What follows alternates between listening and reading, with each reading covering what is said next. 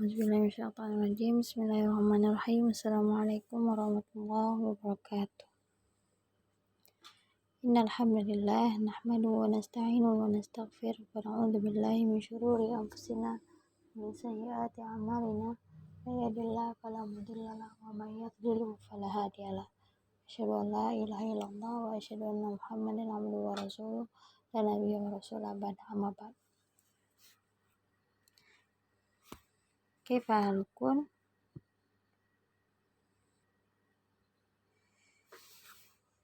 Alhamdulillah. Insyaallah hari ini kita akan mempelajari pelajaran fikih, mereview kembali pembahasan yang pekan lalu ya.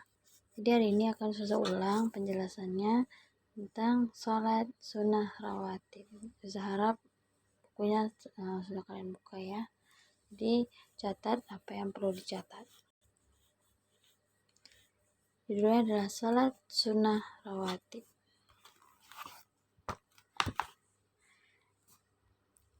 Di antara rahmat Allah terhadap hambanya adalah Dia mensyariatkan ibadah sunnah pada tiap-tiap ibadah yang wajib dengan jenis yang sesuai. Ibadah sunnah tersebut merupakan sarana penambah keimanan seorang mukmin dan menyempurnakan ibadah-ibadah yang wajib. Jadi, ini adalah sebuah rahmat Allah terhadap hambanya. Karena apa? Dia Allah Subhanahu wa Ta'ala setiap ibadah wajib itu pasti akan diiringi dengan ibadah-ibadah sunnah. Ya, membuat apa? Buat untuk menambah keimanan seorang mukmin dan menyempurnakan ibadah-ibadah yang wajib. Jika ada ketika kita melaksanakan sesuatu ibadah yang wajib, mungkin ada kekurangan dalam ibadah tersebut, dalam kita melaksanakan ibadah tersebut ada kekurangan, maka ibadah sunnahlah yang melengkapi kekurangan tersebut. Paham? Jadi setiap ada ibadah-ibadah wajib pasti Allah Subhanahu wa Ta'ala mengiringi dengan ibadah-ibadah sunnah agar apa? Agar menyempurnakan ibadah-ibadah yang wajib. Langsung ke poin salat sunnah rawatib. Sebelumnya kita harus tahu apa itu salat sunnah rawatib. Salat sunnah rawatib adalah salat sunnah yang dikerjakan sebelum atau sesudah salat wajib. Jadi rawatib itu adalah salat wajib yang kita kerjakan setiap hari 5 waktu. Ya, apa aja nak? Subuh, zuhur, asar, maghrib, isya. Jadi disebut dengan sholat sunnah rawatib, sholat yang dikerjakan sebelum atau sesudah sholat fardu yang 5 ya. Sholat fardu yang 5. Sholat sunnah rawatib terbagi menjadi 2 bagian.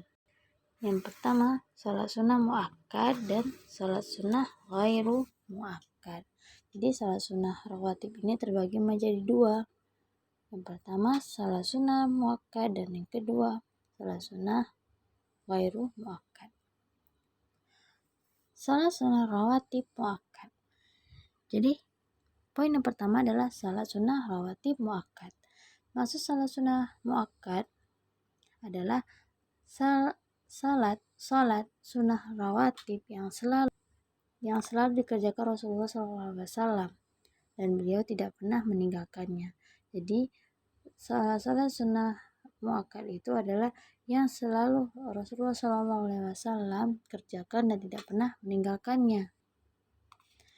Jumlah dan jenis salat sunnah muakkad ini dijelaskan dalam hadis Ummu Habibah. Dia bercerita, aku pernah mendengar Rasulullah SAW bersabda, Man min abdin muslimin yusalli lillahi kulla yaumin sintai asyrata rak'atan tatawu'an ghaira faridatin illa banallahu lahu baitan fil jannah. Apabila seorang hamba muslim mengerjakan sholat dengan ikhlas karena Allah sebanyak 12 rakaat dalam satu hari sebagai tatawu sunnah dan bukan wajib, niscaya Allah akan membangun untuknya rumah di surga. Masya Allah. Penjelasan terkait 12 rakaat tersebut disebutkan dalam sabda Rasulullah Shallallahu Alaihi Wasallam berikut: Man shalla fi yaumin wa lailatin sintai asyrata rakaatan bunya lahu baitun fil jannah arba'an qabla dhuhri wa rak'atain ba'daha wa rak'atain ba'dal maghrib wa rak'atain ba'dal isya wa rak'atain qabla salatil fajr. Barang siapa mengerjakan salat sunnah 12 rakaat dalam satu hari satu malam, maka akan dibangunkan baginya rumah di surga, yaitu 4 rakaat sebelum zuhur, 2 rakaat setelahnya, 2 rakaat setelah maghrib, 2 rakaat setelah isya, dan 2 rakaat sebelum subuh. Hadis riwayat At-Tirmizi dan disahihkan oleh Al-Albani. Jadi intinya adalah salat sunnah rawatib muakkad adalah salat sunnah yang Rasulullah SAW selalu mengerjakannya, selalu dikerjakan, tidak pernah ditinggalkan.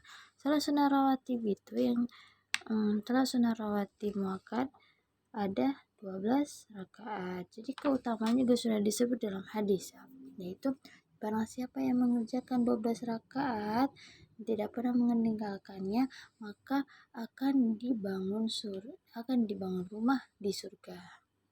Masya Allah, keutamaannya itu sangat besar sekali. Kita lihat 12 rakaat itu apa di waktu mana saja ya. Jadi 12 rakaat itu 4 rakaat sebelum zuhur, 2 rakaat setelahnya, 2 rakaat setelah maghrib, 2 rakaat setelah isya, dan 2 rakaat sebelum subuh.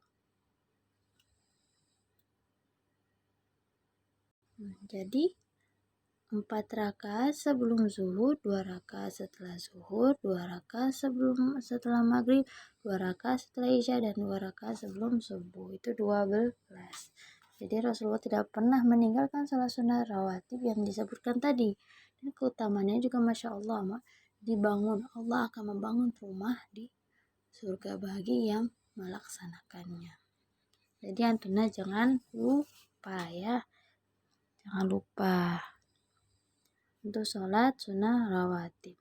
Yang kedua adalah sholat sunnah rawatib ghairu muakkad. Pertama tadi muakkad, yang kedua adalah ghairu muakkad. Apa itu sholat sunnah rawatib ghairu muakkad? Jadi kebalikannya, yaitu sholat sunnah ghairu muakkad adalah salat sunnah rawatib yang dikerjakan. Salat sunnah ghairu muakkad adalah salat sunnah rawatib yang dikerjakan tidak secara terus-menerus oleh Rasulullah SAW, tapi terkadang ditinggalkan. Jadi salat sunnah rawatib ghairu muakkad adalah salat sunnah rawatib yang tidak secara terus-menerus Rasulullah SAW mengerjakan. Ada kalanya beliau meninggalkannya. Beda dengan salat sunnah muakkad yang selalu Rasulullah SAW lakukan dan tidak pernah meninggalkannya. Jadi jenis salat sunnah ghairu muakkad adalah 1. 4 rakaat sesudah salat zuhur.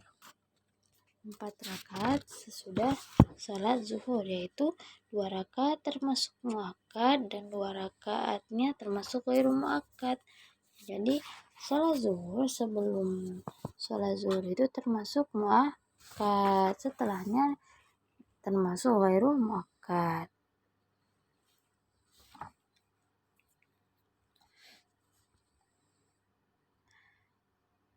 Rasulullah SAW bersabda, "Man hafadha ala arba'i raka'atin qabla dhuhri wa arba'in ba'daha harramahullahu 'alan nar." Yang artinya apa? Barang siapa senantiasa memelihara salat sunnah 4 rakaat sebelum dan sesudah zuhur, niscaya Allah akan mengharamkannya dari neraka. Masya Allah. Hadis riwayat Tirmizi, Ibnu Majah, dan An-Nasai, dan disahihkan oleh Al-Albani. Yang kedua, 2 atau 4 rakaat sebelum sholat asar. Rasulullah SAW bersabda, "Baina kulli adzanaini salatun, baina kulli adzanaini salatun." Tsumma qala fi tsalitsah, liman syaa. Di antara setiap azan dan iqamah terdapat salat sunnah. Di antara setiap azan dan iqamah terdapat salat sunnah. Pada ketiga kalinya beliau bersabda, bagi yang ingin mengerjakannya. Jadi 2 dan 4 rakaat sebelum salat asar.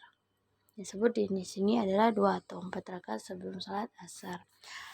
Juga sabda beliau, rahimallahu imra'an shalla qabla al-asri arba'an. Semoga Allah mengasihi orang yang mengerjakan salat sunnah 4 rakaat sebelum salat asar. Hadis riwayat Abu Daud dan At-Tirmizi.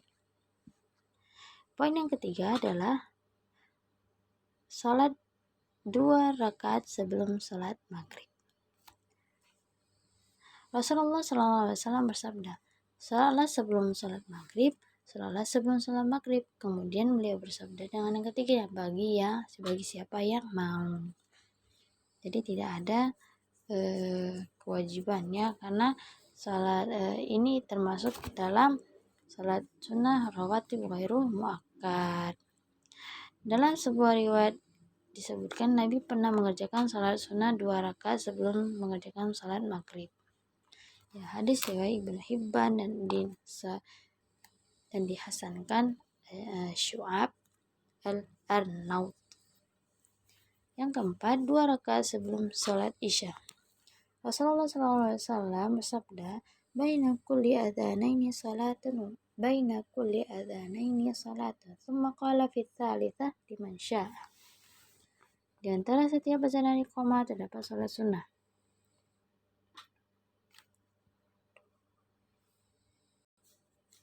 Di antara setiap azan dan iqamah terdapat salat sunnah. Di antara setiap azan dan iqamah terdapat salat sunnah. Pada ketiga kalinya beliau bersabda, bagi yang ingin mengerjakannya. Ini riwayat Bukhari.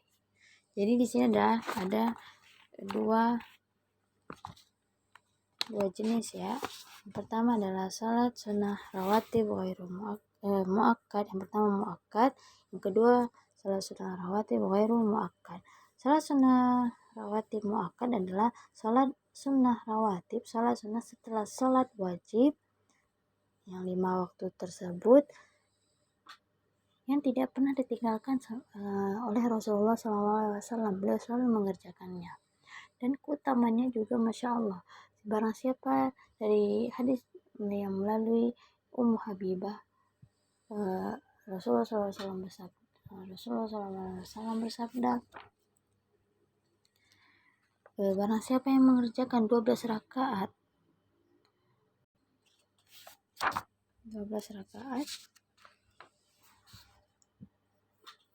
dengan ikhlas karena Allah Ta'ala, dalam satu hari akan Allah bangunkan untuknya rumah di surga. Masya Allah ya. Dan 12 rakaat itu apa aja? 4 rakaat sebelum zuhur, 2 rakaat setelah zuhur, 2 rakaat setelah maghrib, 2 rakaat setelah isya, dan 2 rakaat sebelum subuh. Yang kedua, salat sunnah rawatib ghairu muakkad. Ada 4 jenis. Yaitu yang pertama 4 rakaat sesudah salat zuhur. Jadi maksud salat sunnah rawatib ghairu muakkad adalah salat sunnah setelah salat wajib yang Rasulullah SAW mengerjakannya, tapi kadangkala beliau meninggalkannya. Jadi tidak terus menerus seperti muakkad yang tadi, yang 12 tadi ya. Yang pertama adalah 4 rakaat sesudah salat zuhur. Yang kedua, 2 atau 4 rakaat sebelum asar. ketiga 2 rakaat sebelum sholat maghrib, yang keempat 2 rakaat sebelum sholat isya. Langsung kita masuk ke keutamaan sholat sunnah rawatib. Sholat sunnah mempunyai banyak keutamaan, di antaranya yang satu, menyempurnakan dan melengkapi kekurangan pada sholat fardu atau sholat wajib. Rasulullah SAW bersabda, awalu ma yuhasabu bihil abdu yaumal qiyamati salatuhu, fa in kana atammaha kutibat lahu tammah, wa illam yakun atammaha qala Allahu azza wa jalla limalaikatihi unzuru hal tajiduna li'abdi min tatawwu'in fatukmilu biha fariyadatahu thumma zakatu kadhalik thumma tu'khadhul a'malu ala hasabi dhalik. Yang pertama kali dihisab dari seorang hamba pada hari kiamat kelak adalah sholat wajibnya. Jika dia mengerjakannya dengan sempurna, maka sholat itu akan ditulisnya sempurna untuknya. Jika dia mengerjakannya tidak sempurna, maka Allah yang maha perkasa lagi maha mulia akan berfirman kepada malaikatnya, lihatlah apakah kalian mendapati hambaku ini mengerjakan sholat sunnah sehingga kalian dapat menyempurnakan sholat wajibnya dengan sholat sunnah tersebut. Lalu zakat juga dihisab dengan cara demikian. Kemudian amal-amal perbuatan yang lainnya pun dihisab berdasarkan cara-cara tersebut. Jadi keutamaan yang pertama adalah sholat sunnah rawatib itu dalam menyempurnakan kekurangan, dan melengkapi kekurangan pada sholat fardu atau sholat wajib. Ya, jadi sesuatu yang kita lakukan itu kurang maksimal, maka sholat sunnah lah yang akan melengkapi sholat wajib itu. Paham? Ya, mungkinnya kita tidak tahu bacaan kita atau gerakan kita itu kurang maksimal, jadi kita lengkapi dengan sholat sunnah. Ya, jadi setiap ibadah itu ada, setelah wajib pasti ada sunnahnya. Seperti puasa juga, kenapa kita harus puasa Syawal? Seperti itu. Mungkin di 30 hari di bulan Ramadan kita berpuasa, tetapi kita ada kekurangan, mungkin kita melakukan maksiat, maka di puasa Syawal melengkapi kekurangan pahala di dalam puasa Ramadan. Ya, seperti itu ya. Yang kedua adalah mengangkat derajat dan menghapus dosa. Rasulullah SAW bersabda, alaika bikasratis sujudi lillahi fa innaka la tasjudu lillahi sajdatan illa rafaka Allahu biha darajatan wa hatta anka biha khati'ah. Engkau harus banyak bersujud menggerakkan salat sunnah, karena apabila engkau bersujud kepada Allah sekali saja, niscaya dengannya Allah mengangkat derajat dirimu 1 derajat dan menghapus darimu 1 dosa. Jadi perbanyaklah salat sunnah, perbanyaklah ibadah-ibadah sunnah ya nak ya. Karena apa? Mungkin dengan kita ibadah itu Allah mengangkat derajat kita dan menghapus dosa-dosa kita. Ya, kita tidak tahu kan, dia mungkin dengan kata-kata yang kita keluarkan itu menimbulkan orang sakit hati, atau ada sesuatu perbuatan yang kita tidak sadari kita telah melakukan maksiat. Jadi perbanyaklah salat sunnah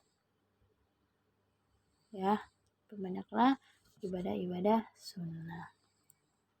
Yang ketiga, merupakan amalan sunnah fisik yang paling utama setelah jihad dan mempelajari atau mengajarkan ilmu syariat. Rasulullah SAW bersabda, istaqimu walan tuhsu wa'lamu anna khaira a'malikum as-salah wala yuhafidhu 'alal wudu'i illa mu'min. Tetaplah di jalan yang lurus dan kalian tidak akan mampu terus-menerus seperti itu. Ketahuilah sebaik-baik amal perbuatan kalian adalah salat, dan tidak ada yang dapat memelihara wudhu kecuali orang mukmin. Jadi kalau kalian ingin berubah menjadi baik, kalian ingin mengubah sikap kalian menjadi baik, perilaku kalian menjadi baik, maka yang paling pertama yang kalian perbaiki adalah apa? Adalah sholat. Sholat kalian perbaiki dahulu, insya Allah semuanya akan menjadi baik. Jadi sholat yang paling utama kalian perbaiki, tata cara bagaimana sholat yang benar.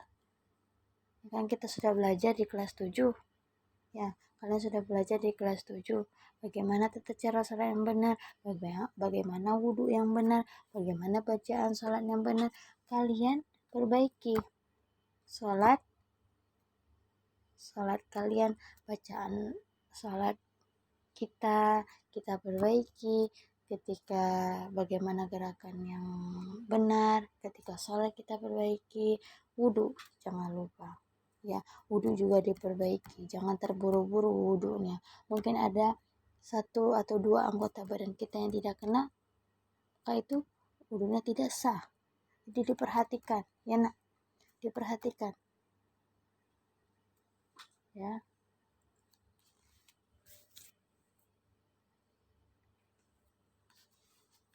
Yang keempat, sholat sunnah di rumah akan mendatangkan berkah. Rasulullah SAW bersabda, fasallu ayyuhan nasu fi buyutikum fa inna afdalas salati salatul mar'i fi baitihi illal maktubah. Wahai sekalian manusia, kerjakanlah salat sunnah di rumah kalian, karena sesungguhnya sebaik-baik salat seorang adalah di rumahnya kecuali salat wajib. Jadi ini maksudnya di sini adalah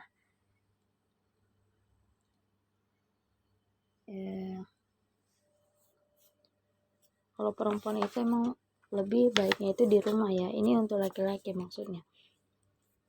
Yang di perkataan kecuali sholat wajib. Ini untuk laki-laki. Laki-laki wajibnya di masjid. Kalau perempuan afdalnya di rumah.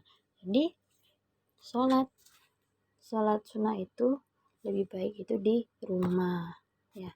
Lebih baik di rumah. Jadi kalau laki-laki sholat fardunya di masjid harus di masjid, dan sholat sunnahnya lebih baik di rumah ya. Tapi tidak apa-apa kalau dilakukan di masjid, tetapi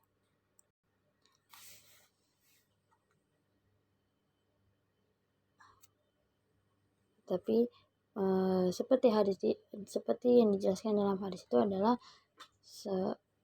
sebaik-baik sholat seorang adalah sholat sunnah adalah di rumah, kecuali sholat wajib bagi laki-laki ya.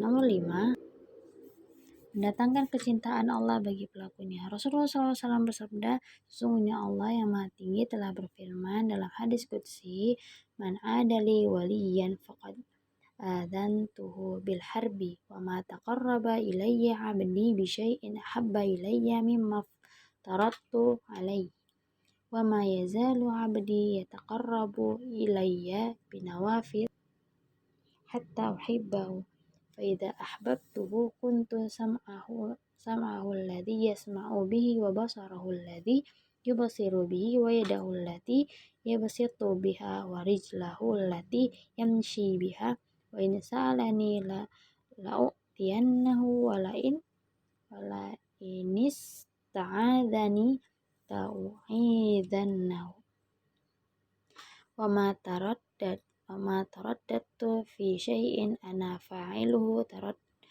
taraddudi an nafsil mu'mini yakrahul mauta wa ana akrahul musa'ata.